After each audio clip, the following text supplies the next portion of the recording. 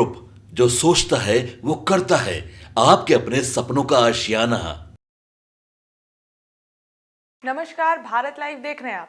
कल रुपौली का रिजल्ट आ गया और एनडीए और इंडिया गठबंधन को बड़ा झटका लगा। इस बात पर हमने कल बाबा से चर्चा भी की थी कि किस तरीके से अब तेजस्वी और नीतीश दोनों टेंशन में आ गए। निर्दलीय ने बाजी मार ली और इस बात पे चर्चा हमने की भी थी अपने शो में कि किस तरीके से अब तेजस्वी और नीतीश टेंशन में आ गए। तो वहीं अब बता दें आपको कि आगामी उपचुनाव में बिहार की अब 4 सीटों पर एनडीए और ईडी गठबंधन में सीधा मुकाबला होगा।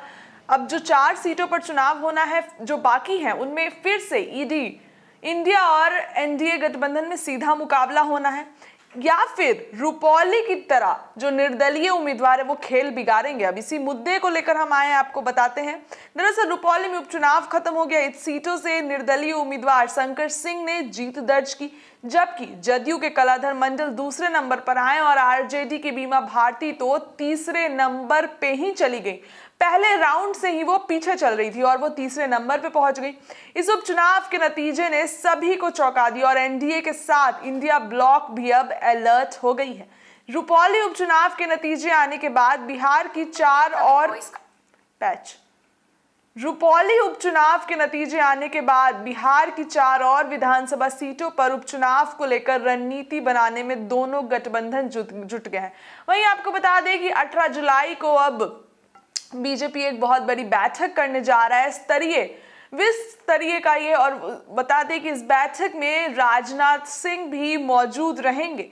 जिन 4 सीटों पर चुनाव होना है वो लोकसभा चुनाव के बाद खाली हुई है। वो 4 सीटों में तरारी, रामगढ़, बेलागंज और इमामगंज शामिल है। अगर एनडीए की बात करें तो इन 4 सीटों में रामगढ़ और तरारी सीट पर बीजेपी, बेलागंज पर जदयू के उम्मीदवार, तो वहीं इमामगंज पे जितन राम मांझी की पार्टी अपने उम्मीदवार उतार सकती है। इन 4 सीटों पर दोनों गठबंधन का सीधा मुकाबला होगा। हालांकि रुपौली की तरह ही निर्दलीय यहां दोनों खेनों ने खेल बिगाड़ सकते हैं। हो सकता है कि जिस तरीके से पूर्णिया में अब निर्दलीय का लोग चाह रहे हैं, निर्दलीय उम्मीदवार को जिता रहे, हो सकता है कि इन 4 सीटों पर भी निर्दलीय कुछ खेल बिगाड़ दे। हालांकि उपचुनाव को सेमीफाइनल माना जा रहा है। लोकसभा चुनाव के दौरान 4 विधायक जीतकर सांसद बन गए।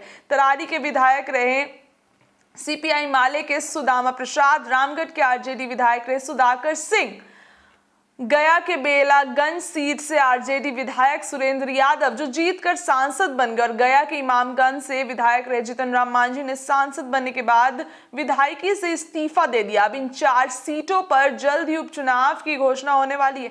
ऐसे में यह उपचुनाव को आगामी बिहार विधानसभा चुनाव का सेमीफाइनल माना जा रहा है। अब ये देखने वाली बात रहेगी कि किस तरीके से जो निर्दलीय है इसमें भी खेल बिगाड़ता है, या फिर एनडीए या इंडिया गठबंधन की उम्मीदवार कोई बाजी पलटते हैं। ये सारी तमाम खबरें देखने लायक रही। किस तरीके से जो है, जैसे पूर्णिया में पप्पू यादव, लोकसभा चुनाव की अगर हम बात करें तो उसमें पप्पू यादव ने खेल बिगाड़ा, तो अगर विधानसभा रुपौली चुनाव की बात करें तो इसमें निर्दलीय उम्मीदवार शंकर सिंह ने खेल बिगाड़ दिया। और बीमा भारती की बात करें तो बीमा भारती का अब दूर दूर तक राजनीतिक का चर्चा में नहीं दिखाई दे रही है। तो वहीं जिस तरीके से कल जो काउंटिंग हुई, हमने आपको पल पल की अपडेट दी, तो काउंटिंग में कलाधर मंडल ऐसा लग रहा था कि जीत रहे हैं, लेकिन 5th-6th राउंड की जब काउंटिंग आने लगी तो शंकर सिंह आगे बढ़ गए और जीत उन्होंने हासिल कर ली। अब देखने वाली बात होगी किस तरीके से अब ये 4 सीटों पर कौन जीतता है, क्या कुछ खबरें होती हैं। सारी खबरें आप तक लगातार पहुंचाएंगे। ऐसे ही तमाम खबरों के लिए बने रहिए भारत लाइव के साथ। बहुत बहुत धन्यवाद। पनोरमा ग्रुप, जो सोचता है वो करता है। अगर ये वीडियो पसंद आई और वह बिहार के राजनीति और बिहारियत से सरोकार रखेनी तो सब्सक्राइब बटन दबा के चैनल के सब्सक्राइब कर ली। ओजे एगो घंटी बा, ओकरा बटन दबा देला से कुल सटीक और मारक खबर रुआ मुफ्त में मिल जाई। अगर रुआ पत्रकारिता के हमनी के नया प्रयोग में सहयोग कर चाहतानी तो ज्वाइन बटन दबा दी। पेटीएम नंबर नोट कर ली 9386816700। धन्यवाद।